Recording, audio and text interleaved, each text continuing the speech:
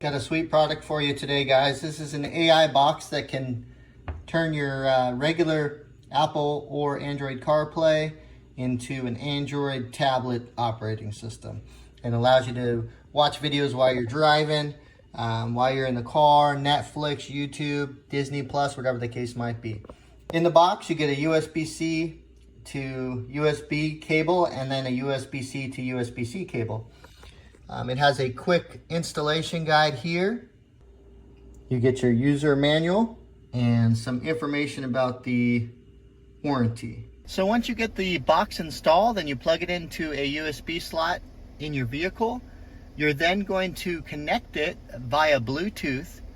And what that's going to do once it's connected is it's going to show up as an actual component in your multimedia center for you to connect to. So for me, it's showing up, I have an Apple CarPlay option. This is not my cell phone though, this is actually the AI box.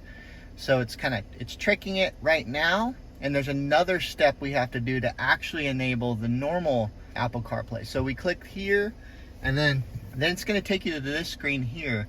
So what you gotta do next is this app right here called SpeedPlay is already installed on your AI box. It's right here. You're gonna click on that, and now it's going to try to connect to the actual CarPlay within your vehicle.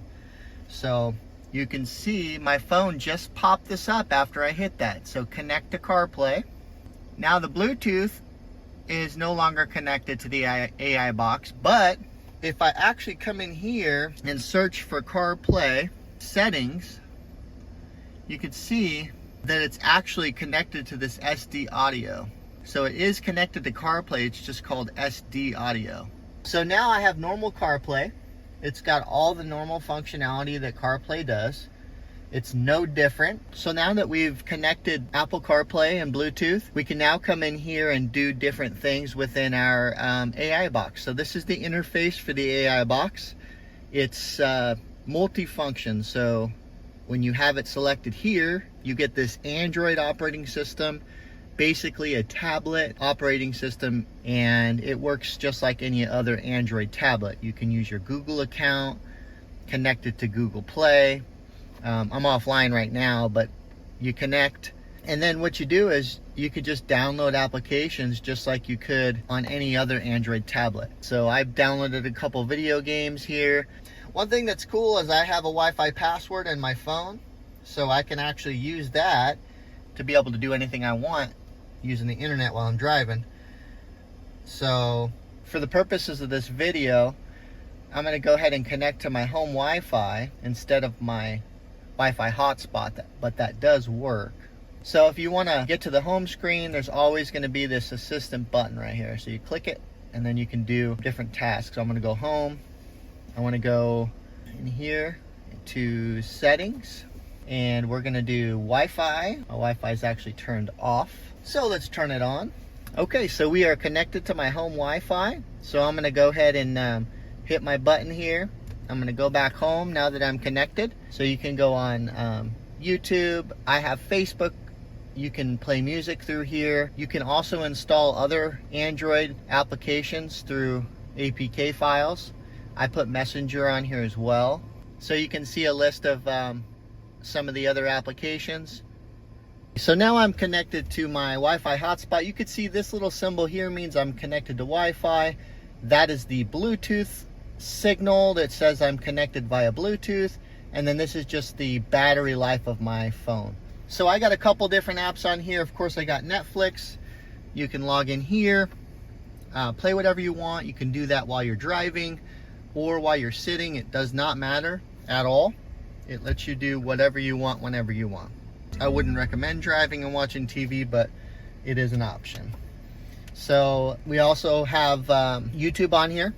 So you can log into YouTube, you can watch YouTube videos, and any of that kind of stuff. And it works just fine while you're driving. The sound plays through Bluetooth audio, so it's going to come through your speakers, and it sounds perfectly. I haven't had any issues with the sound.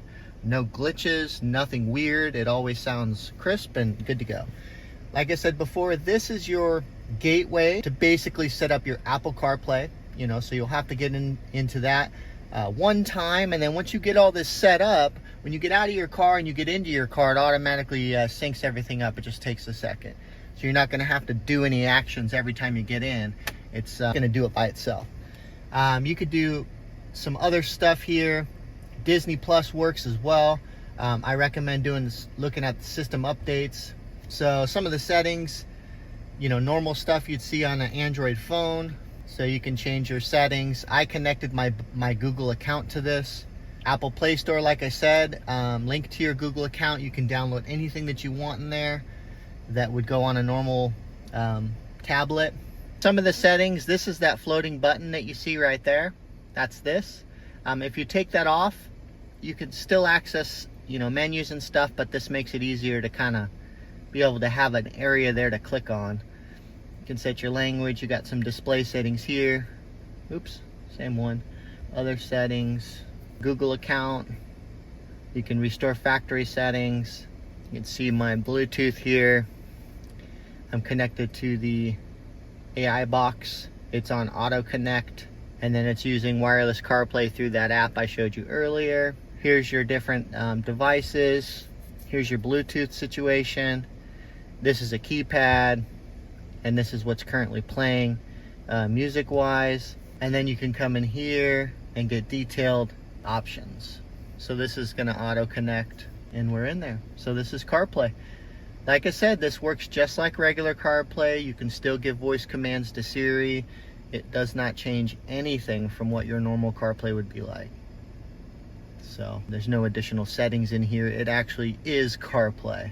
And I just want to show you, so here's the box itself. It's really pretty small, and anywhere that you have a USB plug, you'd be able to connect it. So I have one just down here, and then I also have one in my center console, and that's where I had this plugged in at. So it comes with a Type-C plug that's going to plug into this side, and then the other end is going to go into a USB. There's an SD mini slot. Put one of those in there and, you know, use the data, whether that's watching movies or, you know, if you're going to have pictures on that or music, you can use that.